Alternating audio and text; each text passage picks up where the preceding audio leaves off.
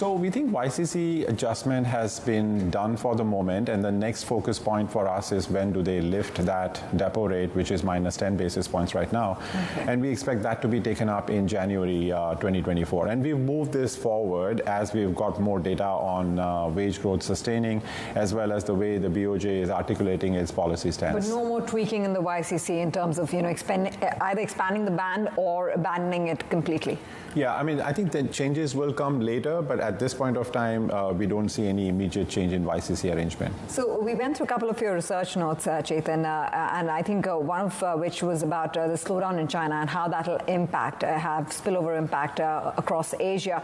And you spoke about 4 channels through which that impact will come through: trade, understandable; commodity prices, again, is something that we talk about day in, day out; MNC operations in China. But what really intrigued me was financial conditions, because China seems to be, on the financial side, quite isolated from the rest of the region. Yes, there are some BRI investments, there's some investments in infrastructure, but what do you really mean in terms of how China can create bottlenecks and tighten financial conditions, because they're already in a losing environment?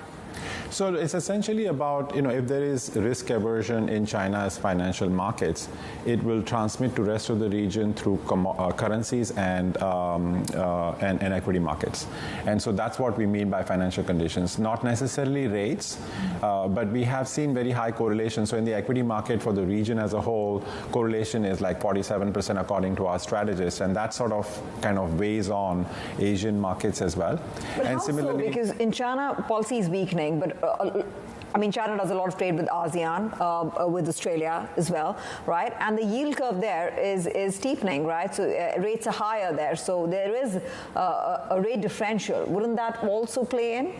Well, that matters, but we think that in terms of the order of correlation in the financial market, it's really the equity markets, then FX markets, and then it's about the rates. So the more important links are those two.